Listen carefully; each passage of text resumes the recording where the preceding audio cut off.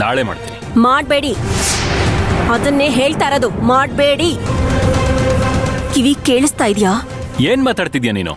ಬಿಟ್ಬಿಡಿ ಅದನ್ನ ಅಂತ ಹೇಳ್ತಾ ಇರೋದು. ಬಿಟ್ಬಿಟ್ಟು ಅವ್ರ ಹತ್ರ ಹೋಗಿ ಏನಂತ ಹೇಳಿ? ಏನ್ ಬೇಕಾದ್ರೂ ಹೇಳ್ಕೊಳ್ಳಿ, ಅದ್ ನಿಮ್ ಕರ್ಮ. ಡೀಡ್ ಕ್ಯಾನ್ಸಲ್ ಮಾಡಿ ಅಷ್ಟೇ. ಕ್ಯಾನ್ಸಲ್ ಅಂತ ಅವ್ರ ಹತ್ರ ಹೋಗಿ ಹೇಳಕ್ಕಾಗಲ್ಲ. ಹೇಗೆ ಹೇಳಿ? ನನ್ ಹೆಂಡತಿನ ಒಂದ್ ಮಾತು ಕೇಳಲಿಲ್ಲ, ನಾನ್ ತಪ್ಪು ಮಾಡ್ಬಿಟ್ಟೆ, ದಯವಿಟ್ಟು ಕ್ಷಮಿಸಿ ಅಂತ ಹೇಳಿ ಕ್ಯಾನ್ಸಲ್ ಮಾಡಿ. ಅದನ್ ಬಿಟ್ಟು ಕ್ಯಾನ್ಸಲ್ ಮಾಡಿಲ್ಲ ಅಂತ ಇಟ್ಕೊಳ್ಳಿ. ಅದೇನೋ ಹೇಳಿದ್ರಲ್ಲ ವೀರಣ್ಣನೋ ಅವ್ರ ಅಣ್ಣನೋ, ನಾನ್ ಹೋಗಿ ಮಾತಾಡ್ಬೇಕಾಗತ್ತೆ.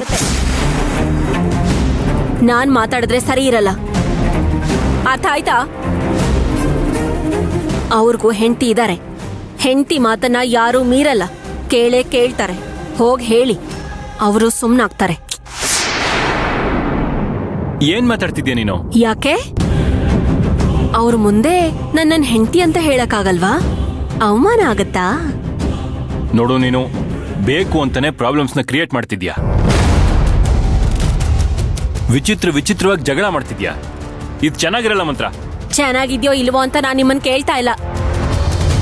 ಗಂಡ ಅನ್ನೋ ಮರ್ಯಾದೆ ಇದೆ ಅನ್ನೋ ಒಂದೇ ಒಂದ್ ಕಾರಣಕ್ಕೋಸ್ಕರ ಹೇಳ್ತಾ ಇರೋದು. ನಾನೇ ನೇರವಾಗಿ ಹೋದ್ರೆ ಏನಾಗುತ್ತೆ ಅಂತ ಗೊತ್ತು ತಾನೆ. ನಿಮಗೆ ಅವಮಾನ ಆಗದು, ಅದಾಗ್ಬೇಕಾ? ನನ್ ಬಗ್ಗೆ ಚೆನ್ನಾಗ್ ಗೊತ್ತಿದೆ. ಇಲ್ಲಿ ನೋಡಿ, ನಾನ್ ನಿಮ್ಮನ್ನ ಹೆದರ್ಸ್ತಿದ್ದೀನಿ ಅಂತನಾದ್ರೂ ಅನ್ಕೊಳ್ಳಿ, ಎಚ್ಚರಿಸ್ತಿದ್ದೀನಿ ಅಂತನಾದ್ರೂ ಅನ್ಕೊಳ್ಳಿ, ಒಟ್ನಲ್ಲಿ ಈ ಪಾರ್ಟ್ನರ್ಶಿಪ್ ಡೀಲ್ ನಡಿಬಾರ್ದು.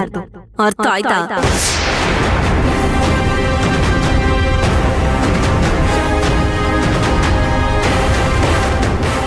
ಊದೋದ್ ಕೊಟ್ಟು ಬಾರ್ಸೋದ್ ತಗೊಂಡಂಗಾಯ್ತು ನನ್ನ ಪರಿಸ್ಥಿತಿ. ಇವಳೇನ್ ಹೀಗೆ ಹೊಸದಾಗ ಆಕ್ಟಿಂಗ್ ಮಾಡಕ್ ಶುರು ಮಾಡಿದಾಳೆ?